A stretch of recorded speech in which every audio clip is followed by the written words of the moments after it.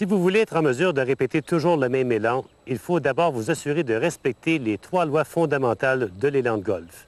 La première, il s'agit tout simplement de garder votre dos penché dans la position initiale pendant toute la durée de votre élan. Donc, lorsque vous prenez votre position de départ, on se penche vers l'avant, mais tentez toujours de garder le dos bien droit, donc de pencher à partir de la taille, un peu comme si on faisait un salut. Et de là, les bras sont tout simplement bien pendants. Donc, à partir de cette position, lors du mouvement arrière, le dos doit demeurer exactement dans la même position. Ainsi qu'au retour, lors du mouvement de descente, au moment de l'impact, le dos demeure ni plus ni moins dans la même position penchée qu'on avait au départ. Évidemment qu'après l'impact, vous pouvez vous laisser relever et lors de la finition, bien sûr, on fait face à la cible. La position du corps est beaucoup plus relevée à ce moment-là. Deuxième loi fondamentale est de maintenir l'extension du bras dominant lors du mouvement arrière. Donc, les joueurs droitiers, on parle bien sûr du bras gauche qui doit demeurer tout à fait en extension lors du mouvement arrière. Et dès que le contact à la balle se fait, c'est le bras droit maintenant qui maintient l'extension de façon à former le plus grand cercle possible autour de soi.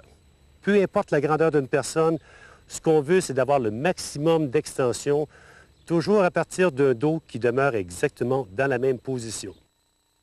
Troisième détail, qui est très important également, maintenir la flexion au niveau des genoux. Vous avez une légère flexion au départ qu'on tente de conserver lors du mouvement arrière, quoiqu'il est tout à fait normal que la jambe étire un peu lors du mouvement arrière dû à la rotation de la hanche, mais jamais de là à perdre la flexion de votre genou. On ne veut surtout pas se retrouver avec une jambe tout à fait droite lors du mouvement arrière. On reste dans une position bien penchée, on garde une légère flexion et lors du retour, les 2 genoux demeurent en flexion jusqu'à l'impact. Et par la suite, il est tout à fait normal que la jambe gauche ait tendance à relever un peu à la toute fin. Point de vue position de base, il est important que tout le corps soit bien aligné vers la cible, c'est-à-dire que les pieds, les genoux, les hanches et les épaules soient parfaitement en ligne parallèle avec la ligne d'envol que vous avez choisie.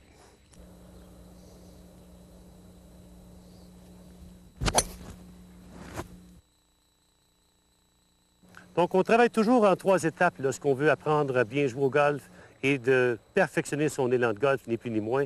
Donc, la première étape, il s'agit tout simplement d'apprendre à bien se positionner, de bien s'aligner, de prendre une position dans laquelle on se sent très confortable.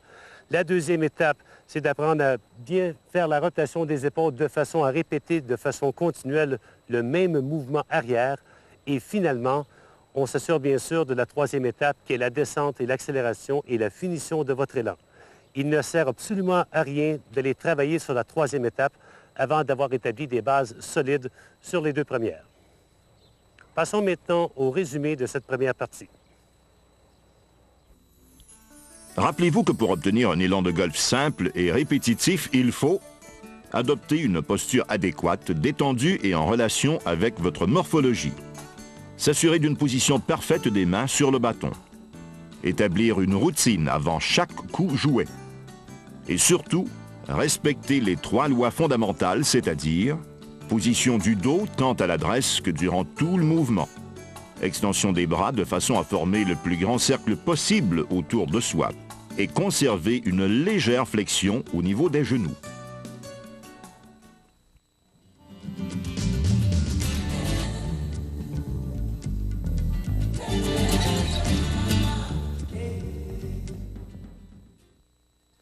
Maintenant que vous connaissez bien les 3 lois fondamentales de l'élan et que vous êtes en mesure d'établir une certaine routine avant d'effectuer chacun de vos élans, il est très important de bien connaître la position exacte de la balle avec chacun de vos bâtons. Premièrement, les fers courts, 7, 8, 9, ainsi que les wedges qu'on utilise pour des élans complets. Avec ces fers, assurez-vous d'abord de bien positionner la tête du bâton au centre des pieds. Et surtout, un point très important, d'avancer les mains de façon à ce que la tige soit légèrement inclinée, donc vers l'avant.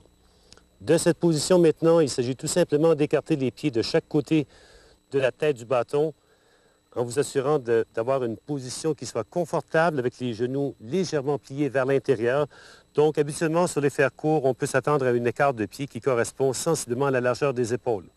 Ce qu'on veut surtout, c'est lorsqu'on arrive à la fin de la montée arrière, concentre son poids solidement sur le pied arrière, mais non pas sur l'extérieur du pied. Donc, ceux qui ont les pieds trop rapprochés, par exemple, vous aurez tendance à renverser légèrement sur le côté, ce qu'on appelle communément une position faible. Il s'agirait tout simplement à ce moment-là d'écarter légèrement davantage de façon à ce que vous soyez en mesure d'établir un très bon point d'appui à la finition de votre montée arrière.